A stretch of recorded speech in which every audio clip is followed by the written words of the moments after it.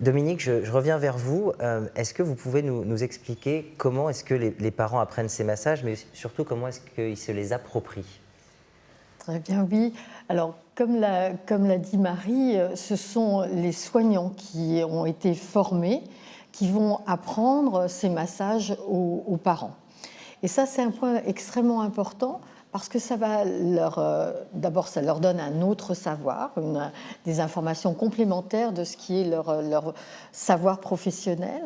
Et ça ouvre le champ de leur positionnement dans prendre soin dans le sens bien-être et pas seulement faire des gestes dont Étienne disait qu'ils étaient le plus souvent agressifs. Donc ça les repositionne dans une prise en charge globale du prendre soin de l'enfant et de sa famille pour donner du bien-être. Donc ça, c'est quelque chose qui est positif pour les soignants dans ce que ça va leur apporter dans leur profession et dans leur relation, bien sûr, aux parents, puisqu'ils ne vont plus être vécus seulement comme des personnes, finalement, dont ils peuvent percevoir seulement l'agressivité de ce qu'ils font, mais au contraire, de porteurs de bien. Donc ça, c'est vraiment quelque chose d'essentiel.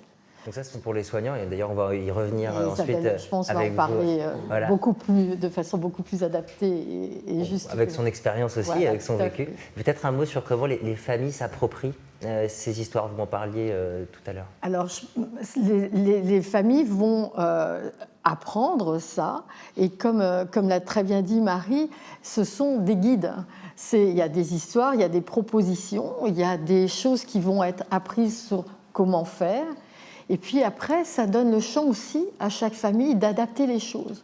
Elle a bien dit, il y a 3 cœurs, mais si éventuellement on a envie de raconter une histoire, quand on est à l'hôpital, de parler de ceux qui sont dans la famille mais ailleurs, ben ça donne le lien vers l'extérieur. Et ça raconte une histoire qui est propre à chacun, à chaque enfant, à chaque famille. Et donc ça, c'est vraiment quelque chose d'important parce que ça va aussi permettre de garder le lien avec les autres membres de la famille et avec l'extérieur.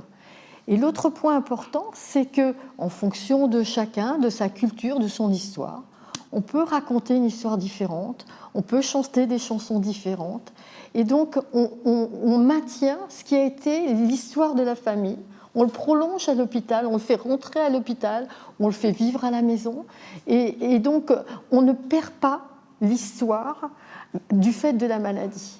Et même, on est valorisé puisqu'on va inventer quelque chose, on va reprendre quelque chose.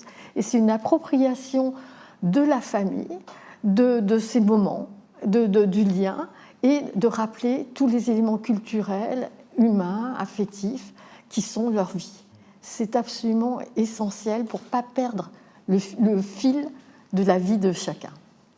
Merci beaucoup. Alors, on mentionne aussi que les boîtes que nous avons ici sur le plateau, donc c'est la version boîte de jeu des massages magiques, mais que ces comptines et les vidéos explicatives, elles sont disponibles sur le site www.soutienenfantsetcancer.fr dans la rubrique massage magique, et que nous travaillons également au développement d'une application pour tablette et pour smartphone pour que tout ce contenu soit encore plus facile à transporter, à utiliser.